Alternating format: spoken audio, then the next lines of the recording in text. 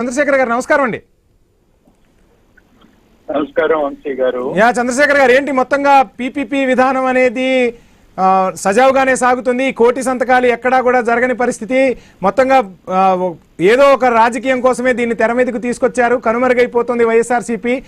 ప్రజాక్షేత్రంలో ఉండేందుకు ఈ అంశాన్ని తీసుకున్నారు, తెర మీదకి తెచ్చారని చెప్పి అధికార కూటమి సర్కార్ మీపై ఆరోపణలు గుప్పిస్తున్న పరిస్థితి ఏంటి? మొత్తంగా ఎలా చూస్తున్నారు అంశాన్ని? ఈ రాష్ట్రంలో ఉన్న కూటమి ప్రభుత్వానికి ముందు పోయి వెనక ఏదో అంటారు కదా, అలా తయారైంది. వారికి ఏం చెప్పుకోవాలో తెలియనటువంటి పరిస్థితి. బుద్ధున్నటువంటి ప్రభుత్వం ఏది కూడా ప్రభుత్వంలో ప్రభుత్వ స్థలంలో కట్టేటటువంటి, ప్రభుత్వ డబ్బుతో నిర్మించేటటువంటి, ప్రభుత్వ వైద్యులతో నడిచేటటువంటి కాలేజీని ప్రైవేట్ వాళ్ళకి ఎందుకు అమ్మాలి? ఏమిటి దీనిలో ఉన్నటువంటి మతలబ్ ఏంటి? 17 మెడికల్ కాలేజీల్ని ఒకే ఒక టెన్యూర్ లో మా 5 సంవత్సరాల పరిపాలనలో 17 మెడికల్ కాలేజీలు తీసుకొచ్చాం, పర్మిషన్స్ తెచ్చాం, దాదాపు సగాన్ని నిర్మించాం, ఇంకా సగం వివిధ దశల్లో నిర్మాణాలలో పెండింగ్ లో ఉన్నాయి. ఈ రోజు దాన్ని ఇమీడియట్ గా కంప్లీట్ చేయాలంటే కావాల్సింది కేవలం 5,000 కోట్ల లోపు మాత్రమే ఈ మిగిలి ఉన్నటువంటి కాలేజీలు కంప్లీట్ చేయడానికి. ఈ రాష్ట్ర ప్రభుత్వం ఒక రోజుకి 505 కోట్ల రూపాయలు అప్పు చేస్తుంది. రూపాయి 2 రూపాయలు చేయట్లేదండి. నెలకి 15,500 కోట్లు అప్పు చేస్తుంది. చంద్రబాబు నాయుడు గారి లాయర్ కి లూద్రా గానీ లేకపోతే హెలికాప్టర్లు గానీ వినండి సార్, వినండి ఒక్క నిమిషం వినండి సార్.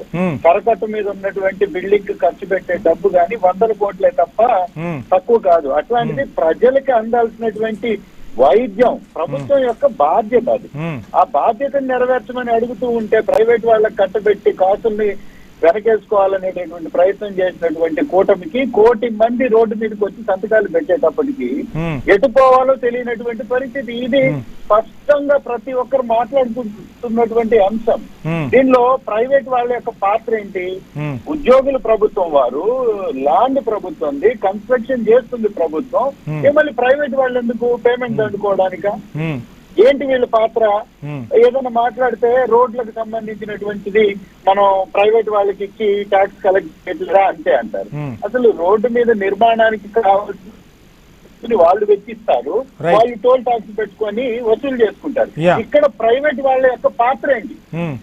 మెడికల్ కాలేజీలో ప్రైవేట్ వాళ్ళ పాత్ర ఏంటి? ఇది కావాలని ప్రభుత్వ స్కూళ్ళని నాశనం చేసి నారాయణ చైతన్యాల్ని ఏ విధంగా బలపరిచారో చంద్రబాబు నాయుడు గారు, అదే విధంగా వైద్య కళాశాలలను కూడా వారికి తొత్తులుగా ఉండేటటువంటి వారికి కట్టబెట్టి కాసులు వసూలు చేసుకునేటటువంటి ప్రయత్నమే తప్ప మరొకటి కానే కాదు. అందుకే వైఎస్ఆర్సీపీ తీసుకున్నటువంటి ఈ ఉద్యమానికి 1 కోటి సంతకాల సేకరణ అంటే 1,04,00,000 పైన సంతకాలు వచ్చాయి.